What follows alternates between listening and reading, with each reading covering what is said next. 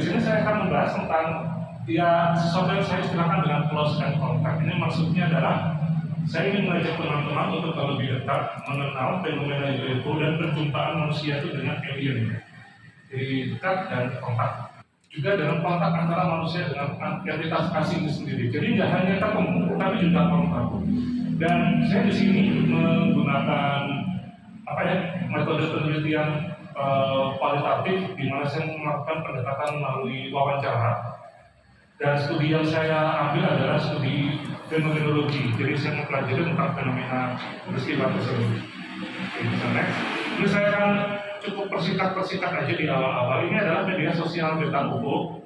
Teman-teman bisa mampir ke sini. Kalau di sini ada IG-nya beta.id, itu adalah informasi acara kami.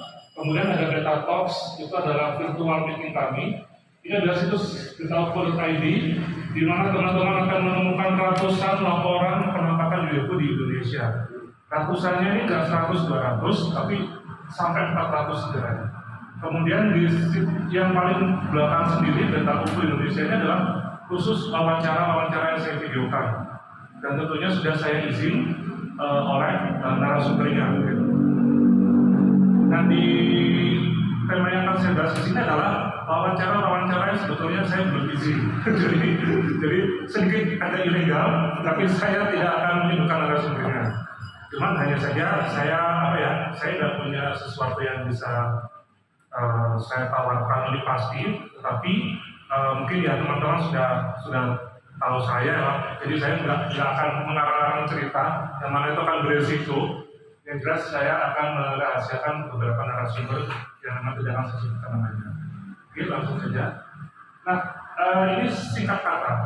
Jadi kalau teman-teman pada mengenal fenomena drone misterius yang sekarang lagi menghantui beberapa negara bagian di Amerika Serikat. Dulu banget di tahun 1800 akhir di Amerika sana juga terkenal dengan ghost airship. Ghost airship ini fenomena yang aneh. Jadi selain melihat penampakan benda terbang yang aneh yang memancarkan lampu, biasanya saksi mata ini juga akan mendengar orang itu ngomong. Jadi ada orang ngomong di atas pesawat ini, di dalam pesawatnya ya. Ini sangat berbeda dengan fenomena UFO kebanyakan yang orang mungkin hanya lihat pesawat terbang yang bentuknya aneh, kemudian terbangnya aneh nggak jelas. Tapi di ghost airship ini itu sampai suara pilotnya itu kedengeran. Dan anehnya ada sebuah kasus yang saya ingat, ada orang itu terbangun di malam hari, orang di Amerika sana. Kemudian dia melihat ada pilot dari ghost airship ini itu memberhentikan pesawatnya. Jadi pesawatnya berhenti, pilotnya turun, si pilot ini minta air gitu. Bisa nggak saya minta air dari kamu? Gitu, itu dia minum. Nah, ketika dia minta minum, kemudian pilot ini jelasin, ini loh cara terbangnya itu gini gitu. Nah, ini sesuatu yang sangat berbeda dengan fenomena UFO sampai sekarang. Biasanya kalau orang diculik UFO, aliennya itu nggak akan cerita terbangnya gimana biasanya. Tapi ini diceritain. Habis itu orangnya setelah cerita, pilot ini masuk ke kapal, kemudian menghilang seperti itu. Nah, next.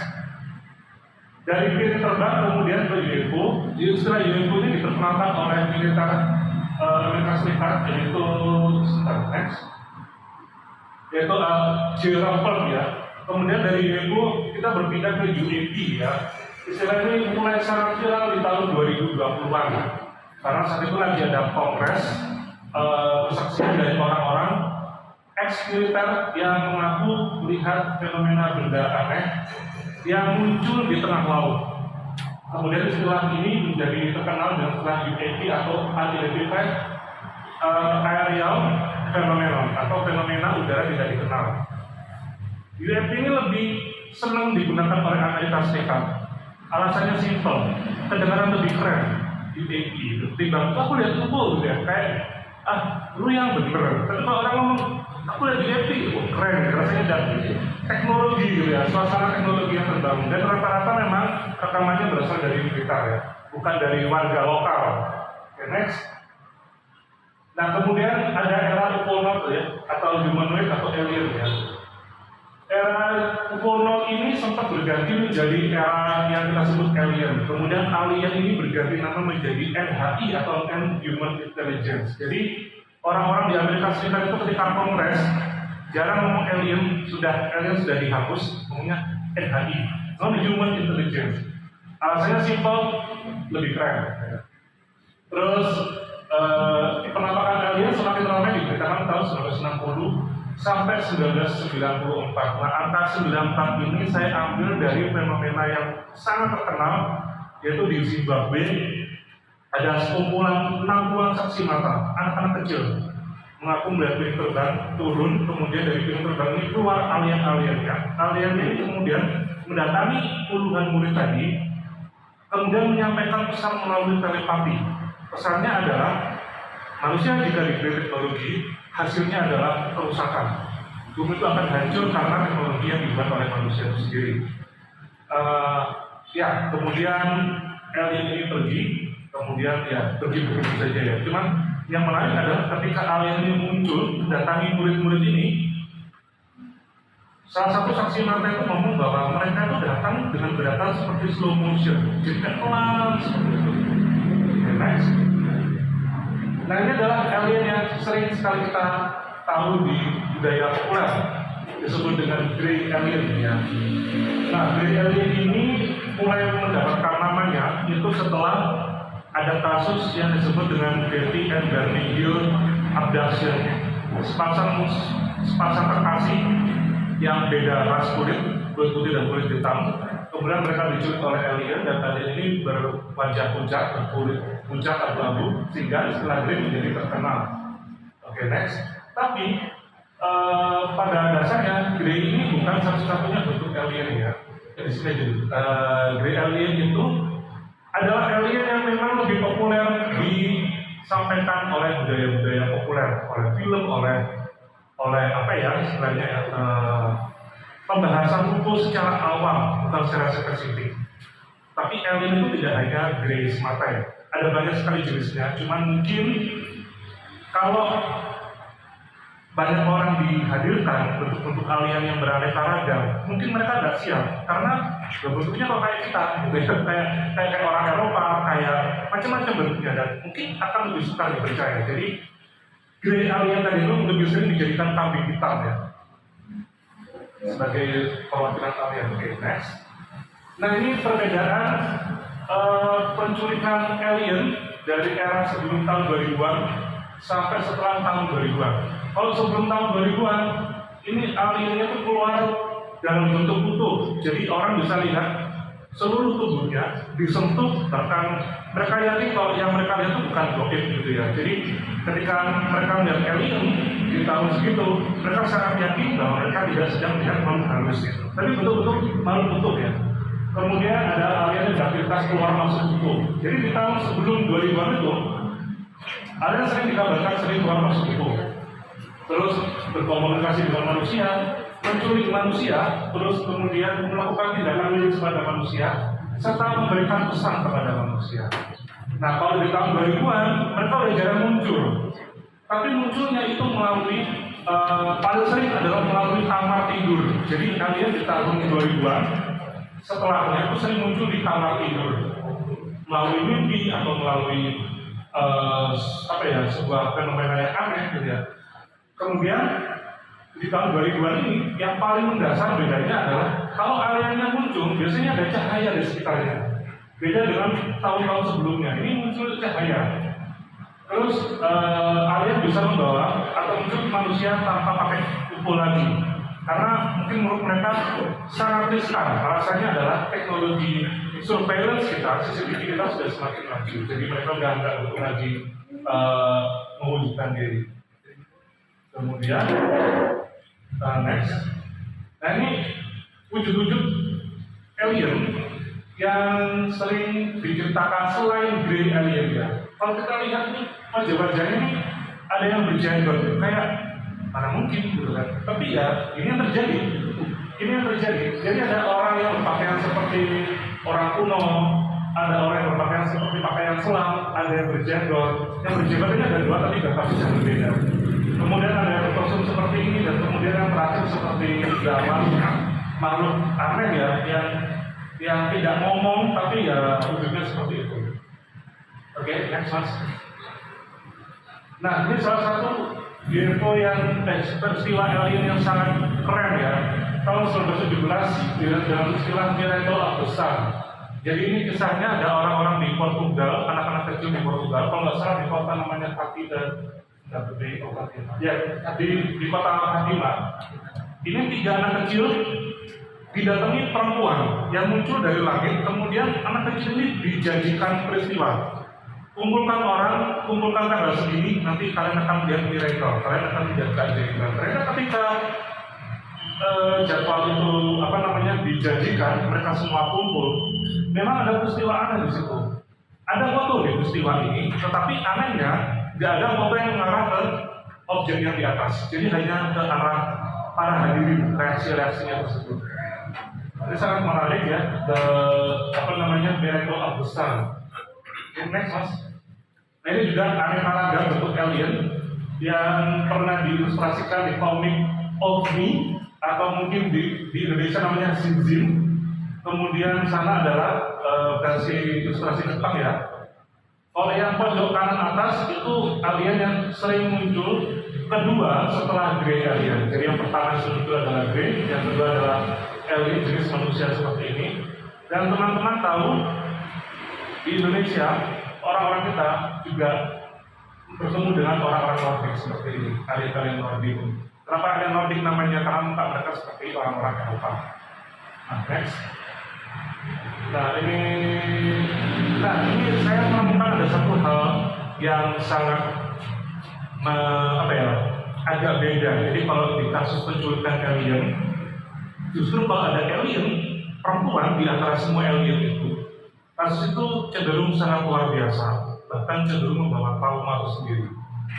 Ini sebelah kanan adalah Antonio Villas yang sudah menjadi seorang pengacara. Ketika dia diculik dulu oleh alien-alien berpakaian selam, dan alien perempuan ini, dia dulu masih seorang petani. Kemudian dia diculik, kemudian dia diajak untuk melakukan hubungan badan dengan alien perempuan ini, kemudian dia menjadi trauma. Demikian juga kasus yang disebut dengan Pascagoula Incident di sekitaran Sungai Mississippi, Amerika Serikat. Ada orang yang paruh baya dan remaja diculik juga oleh alien berwujud aneh dan seorang alien wanita. Itu menimbulkan trauma tersendiri. Nah, next. Kemudian, sekarang kemana para alien itu? Kok udah nggak ada, gitu ya? Kalau zaman dulu ada, sekarang kok udah jarang, gitu ya? Malah yang sering saya dengar itu orang-orang mengaku bahwa saya mimpi mas ketemu alien ini, alien itu. Nah, next. Nah, kemudian saya menduga bahwa ketidakmunculan alien seperti di era dulu karena modus operandinya sudah beda. Kalau dulu itu menculik sekalian tubuhnya orang, sekarang hanya jiwanya saja yang disebut dengan soul abduction. Nah, ini apakah metode terbaru dari alien itu? Nah, kita kurang tahu. Tapi soul abduction saya meyakini lebih efektif dilakukan oleh alien karena alien sendiri nggak perlu muncul tatap muka dengan manusia dan hanya perlu mengambil jiwanya orang ini. Next. Nah, bagaimanapun modus operandi penculikan alien terhadap manusia, intinya itu tetap sama, yaitu mereka butuh manusia dan mereka pasti membawa pesan. Next. Nah, memberikan pesan artinya alien ini ingin dikenal. Jadi kalau ada anggapan bahwa alien itu malu-malu, sebenarnya enggak. Mereka itu justru pintar. Pintar karena ketika misalkan katakanlah si A mengaku melihat alien, bertemu alien, diculik alien di era modern sekarang ya. Kemudian si A ini trauma. Dia balik ke rumah, cerita ke ibunya, cerita ke ayahnya. Pasti kurang lebih ayah dan ibunya ini kurang lebih akan beranggapan bahwa ya itu karena kamu jarang sholat, kamu jarang ke gereja, atau kamu jarang ke tempat ibadah gitu. Nah, anak ini menjadi ciut nyalinya untuk ekspor ceritanya lebih dalam, dan itu pinternya alien di situ. Padahal ya saya pernah mendengar ada ucapan dari pemerhati hukum di luar negeri, dan ucapan itu sangat bagus sekali ya. Mau Anda teis atau ateis, kalau Anda sudah diculik, ya Anda diculik. Jadi nggak peduli keimanan seseorang. Jadi kalau udah punya diculik, ya diculik gitu. Nah, kemudian next. Nah, bagaimana supaya ini dikenal? Ini L itu gimana sih caranya supaya dia ini dikenal? Dia tuh pertama dia memberi kesan. Nanti saya akan beri contoh-contohnya, memberi kesan. Kemudian dia tahu siapa yang akan diberi kesan.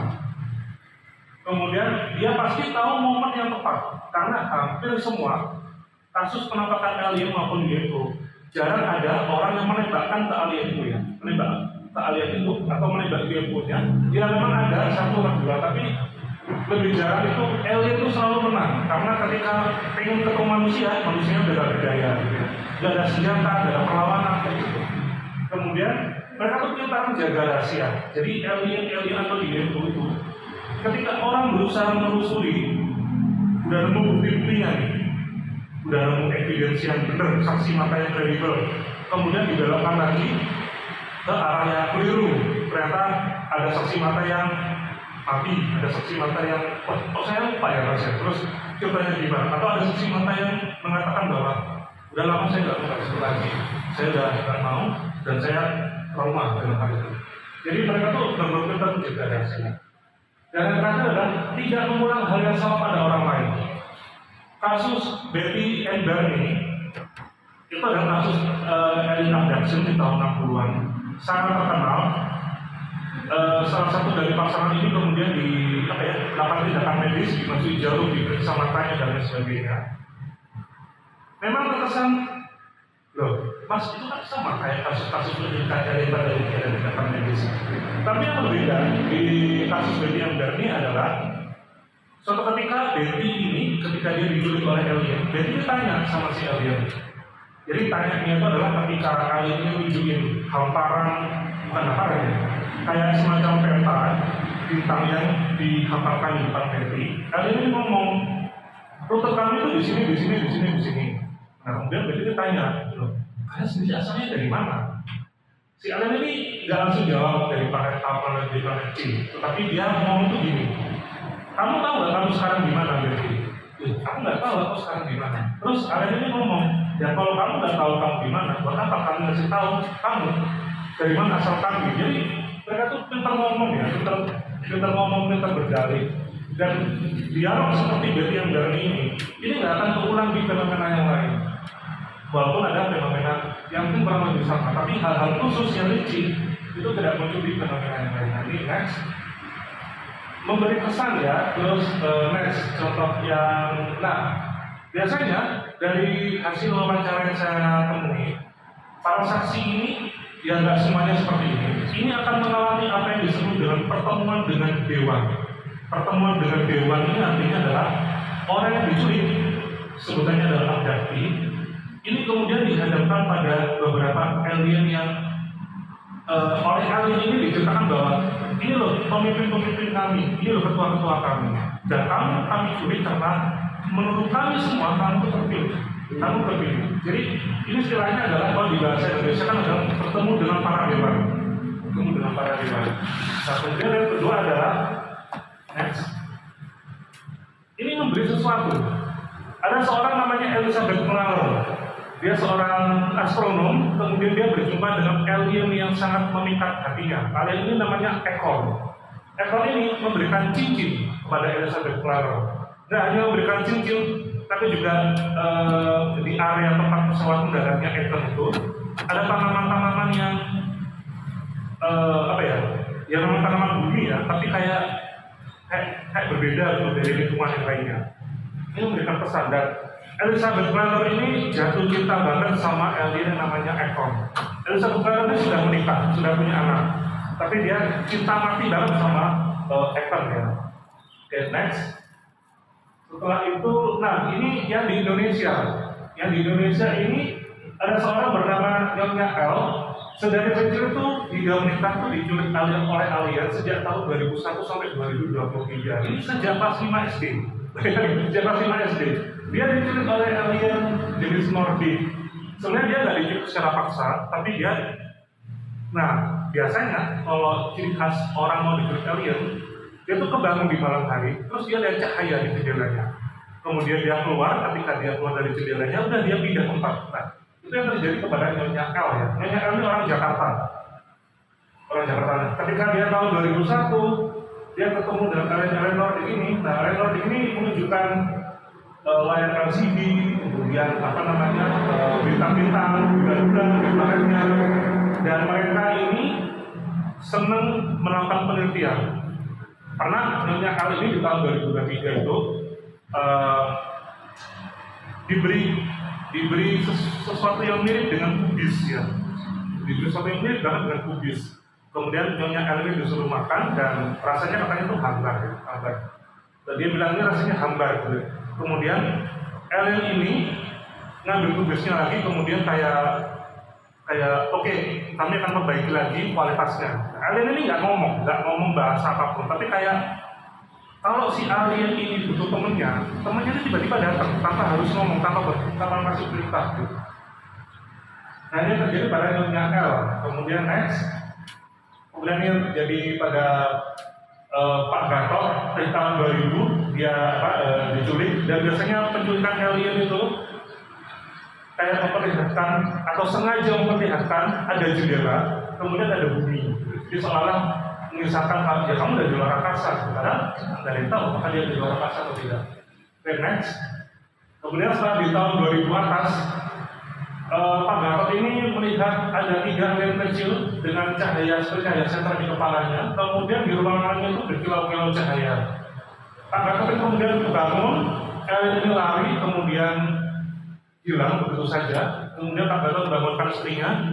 Ini pada penampakannya aneh ya. Ketika itu mereka mendengar ada suara seperti angin yang menderu dari gede ke kecil, jadi kan terus kecil gitu ya. Next. Nah, dan ini juga saya jadikan bukti kalau alien itu pasti tahu saat yang tepat. Ini buku ini ditulis oleh Gerald, seorang yang tadi memberi istilah UFO pertama kali, orang militer. Dan next mas. Nah di salah satu tulisannya ini ada testimoni dari seorang commander officer ya, commander officer yang pilot. Dan di tahun 50 ini kan banyak sekali laporan UFO. Dan komandan ini sangat percaya dengan pilot-pilotnya ya.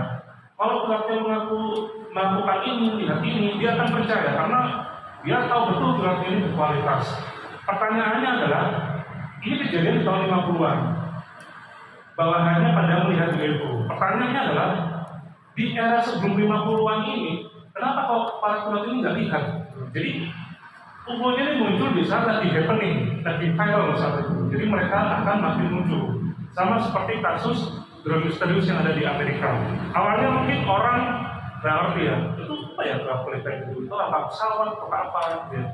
Tapi ketika dibahas di berita, fenomena itu semakin menggila. Dan begitulah fenomena UFO itu bekerja. Semakin dia diberitakan, semakin orang-orang mengaku melihat dari penampakan yang aneh. Next. Nah ini beragam tanda alien encounters berdasarkan wawancara saya ya.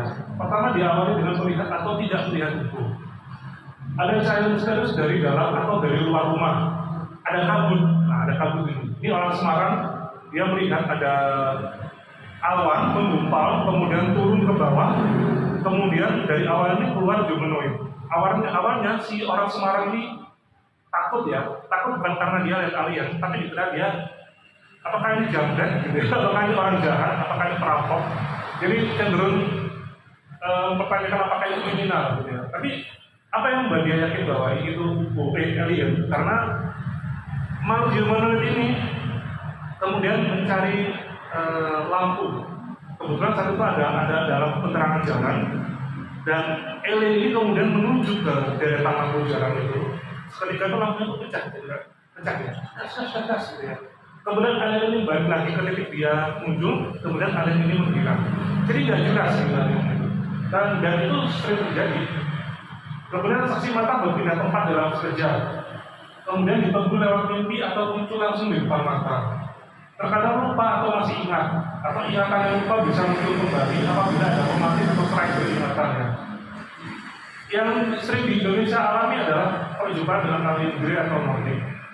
Kemudian biasanya pada dia diculik oleh alien, dia akan melihat teknologi yang canggih atau memiliki kebijaksanaan baru. Jadi kayak istilahnya kalau yang sering dipakai oleh Pak Dino Michael ya, pemerhati ilmu dari Metalku, itu adalah kesadaran kosmik ya.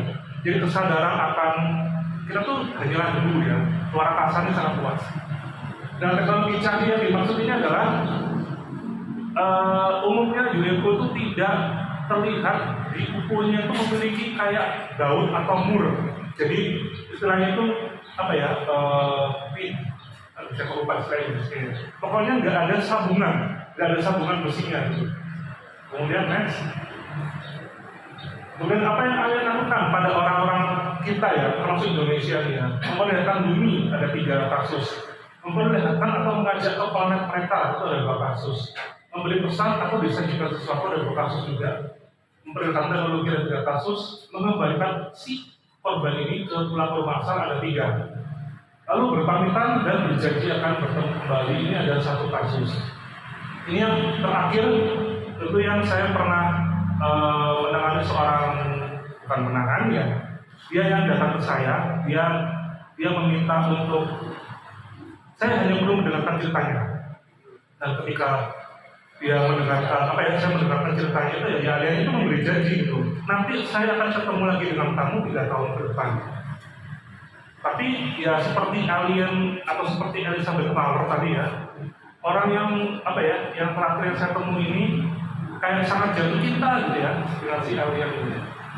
Dan next. Nah, apakah mereka benar-benar dari luar angkasa? Ini sebuah jawab kritis. Next. Nah, jarak antara bumi dengan planet yang diduga bertemu itu tidak sedekat bumi dengan bulan. Bahkan kalau kita tahu sendiri bulan sama bumi itu, kalau di film-film kan kayaknya deketan ya, karena kan jauh banget itu. Tapi ya mungkin karena kita di bumi, lihat bulannya berkelihatan dekat, tapi sebenarnya itu jauh sekali. Nah, apalagi yang diduga bertemu bumi itu terlalu jauh gitu. Next. Orang-orang yang mengaku diculik oleh alien bule itu seringkali alien ini mengaku bahwa mereka dari bintang Pleiades. Padahal bintang Pleiades ini jaraknya jauh banget, ratusan tahun cahaya. Jadi bagaimana caranya mereka itu bisa sampai ke kita itu cukup patut dipertanyakan. Nah, kemudian dan Zeta Reticuli asal dari planet yang menculik jadi Barney. Nah, tahu dari mana Betty Reticuli ini tentang Zeta Reticuli ini? Karena alien itu sendiri yang menceritakan namanya atau menceritakan jaraknya gitu ya, sehingga ketemulah Zeta Reticuli. Itu jaraknya juga 39,17 tahun cahaya. Jadi sangat terlalu jauh untuk asal usul planet yang diklaim oleh alien. Nah, next lagi. Nah, Profesor insiden ini adalah seorang penebak kayu yang diculik oleh alien dan dia hilang selama 5 hari. Next. Nah, rata-rata lama manusia diculik oleh alien itu tidak lebih dari 1 minggu. Nah, ini adalah seorang bernama Emanuel Swedenborg yang dia itu tercatat sebagai kontakti pertama. Kontakti ini adalah orang yang bisa kontak dengan entitas di luar bumi.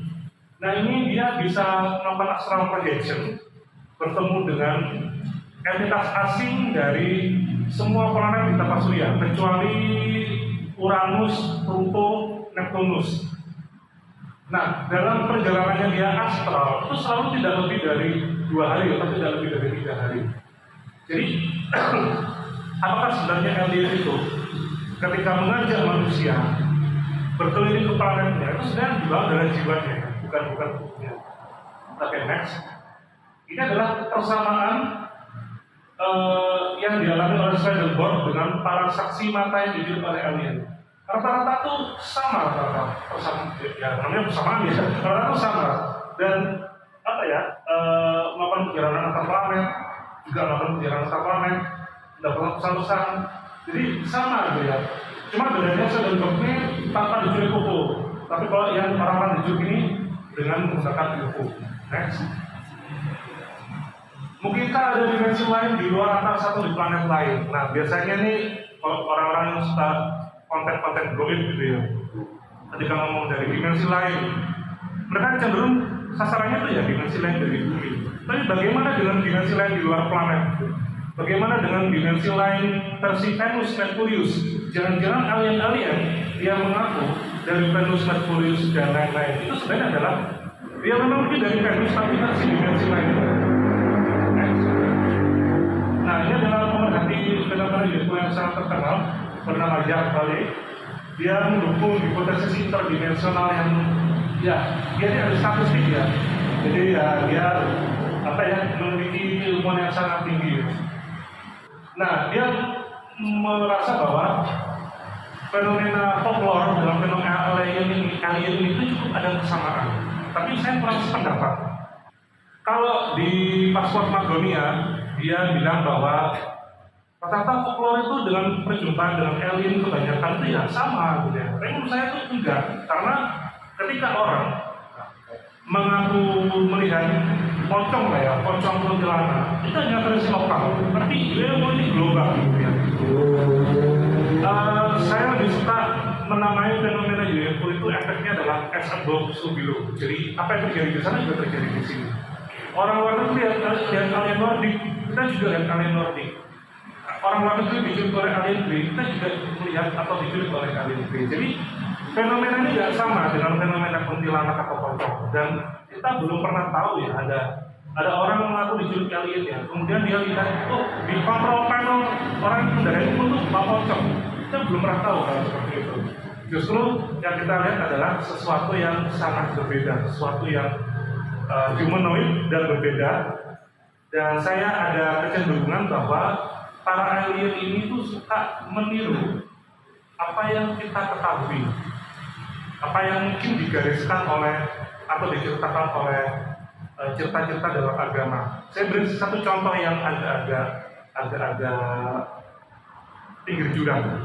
Nah, ini mungkin buat teman-teman yang Muslim, kita mungkin pernah mendengar adalah istilah kalau nanti dunia ini sudah berakhir, kemudian kita yang laki-laki terutama ya, saya kurang tahu yang perempuan, itu akan ditemukan dengan para bidadari. Nah, para bidadari ini kalau teman-teman lihat di ayat Al-Quran atau hadis itu seringkali menceritakan tentang mata mereka yang berkilau, mata mereka seperti mutiara, bersinar terang. Orang-orang yang melihat alien Nordik itu juga mengaku hal yang sama. Jadi matanya bersinar terang. Dan yang aneh adalah saya pernah punya, bukan pernah ya, memang masih punya teman. Dia katakanlah dari Islam yang memang ya ini mohon maaf Islam yang mungkin tidak salafi ya. Jadi kalau salafi ya hanya sumber pada hadis dan Quran gitu ya. Saya tanya, ya ini teman saya bukan seorang ahli Quran yang gimana ya? Saya tanya gini, bidadari itu manusia atau jin? Saya tanya gini. Dia bilang, oh bukan keduanya. Dia bilang, bukan manusia, bukan jin, bukan pula setan. Jadi itu sesuatu entitas yang lain. Terus dia bilang ke saya seperti ini. Yang aneh ya Mas Reza, bidadari itu digambarkan dia punya kulit yang kita bisa lihat kayak urat-urat nadinya. Itu menurut pemahamannya dia. Kita bisa lihat urat-urat nadinya. Dan tadi kalau saya cerita tentang seorang perempuan yang terakhir saya wawancarai, dia melihat alien laki-laki Nordik, dia juga menceritakan hal yang sama. Jadi dia melihat alien Nordik ini memiliki kulit yang darah-darahnya itu kelihatan. Dan apakah saksi mata saya dan apakah abdakti yang saya wawancarai seorang perempuan itu seorang Islam? Enggak, dia justru Katolik. Jadi kalau saya lihat ada irisan yang sama. Cuman yang membedakan adalah rata-rata alien Nordik, nggak semua ya, rata-rata alien Nordik itu intinya itu ingin melakukan kegiatan seksual dengan korbannya. Dan ini tentu saja berbeda dengan bidadari ya. Kalau bidadari kan tidak ada cerita seperti itu, walaupun itu nanti ya. Tapi yang alien Nordik ini selalu atau sering kali si alien ini pengen melakukan hubungan badan dengan si abdakti atau orang itu. Jadi ya itu yang masih menjadi misteri bagi kita. Jadi apakah sebenarnya alien ini asal usulnya dari planet lain atau dimensi atau planet lain tapi dari dimensi lain? Atau yang paling bikin greget adalah yang terbaru, banyak orang atau banyak pemerhati UFO, terutama karena kasus misterius dunia di Amerika ini, mulai meyakini bahwa UFO berasal dari laut. Tapi alasannya apa ya saya kurang tahu. Mungkin karena di laut belum ada orang-orang yang bisa mengeksplor sampai di atas 50%. Itu saja dari saya tentang apa. Terima kasih.